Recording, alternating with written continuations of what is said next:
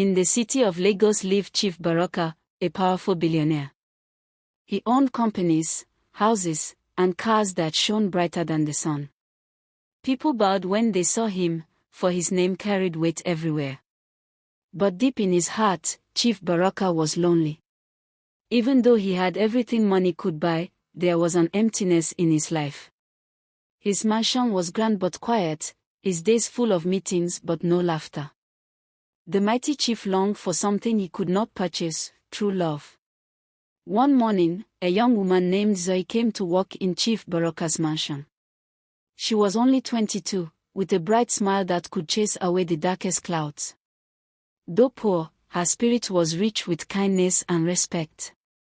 She worked hard every day, sweeping floors and washing clothes with joy in her heart.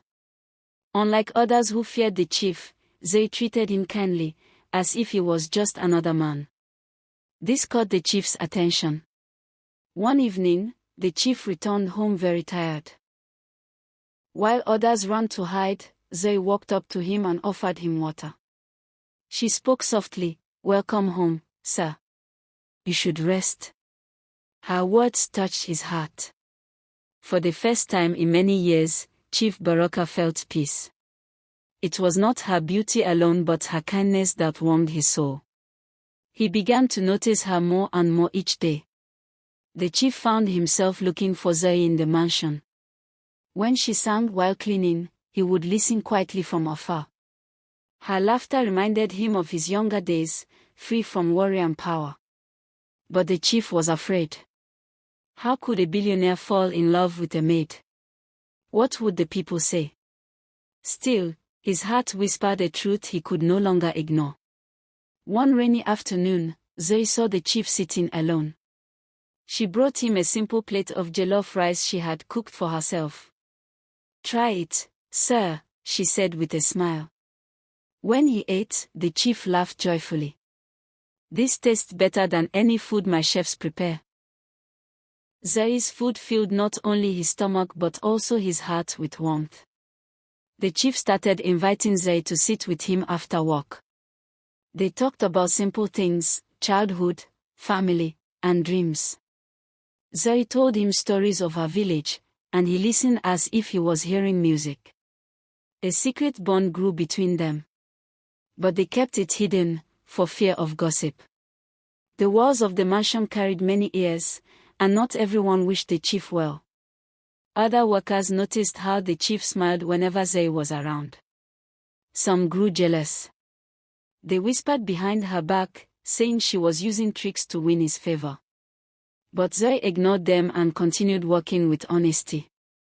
Deep down, she knew her heart was pure, and her respect for the chief was true. Chief Baraka could no longer deny his feelings. He wanted to tell Zoe how much he loved her. But his pride stood in the way. How will people see me, he thought, a billionaire in love with a maid? The battle in his heart was heavy. Was he willing to risk his reputation for love, or would he continue to live a lonely, empty life? One day, the chief's wealthy friends visited the mansion. Zoe served them with grace and humility. But one of the friends mocked her, saying, "Chief, is this poor girl the best you can have in your house?" The chief grew angry. For the first time, he stood up and defended her. "Respect her," he said firmly. "She has more value in her heart than gold." Zoe's eyes filled with tears. That night, the chief called Zoe to the garden under the moonlight. His voice shook as he said, "Zoe, I have everything in this world, but without you, I have nothing. I love you." Zoe was surprised. Her heart raced, but she spoke gently. "Chief, I am only a maid. I don't deserve you." But the chief held her hand and replied, "You deserve my heart." When news of their love spread, the city was shaken. Many laughed, saying the chief had gone mad. Others accused Zoe of chasing wealth. But the chief and Zoe stood strong together. They knew their love was not built on money but on truth and respect. No storm of gossip could break their bond. In time, Chief Baraka married Zay in a grand celebration. But unlike other rich weddings, he opened his gates for the poor and the rich alike. Everyone ate, danced, and rejoiced. The chief learned that true wealth was not in money but in love.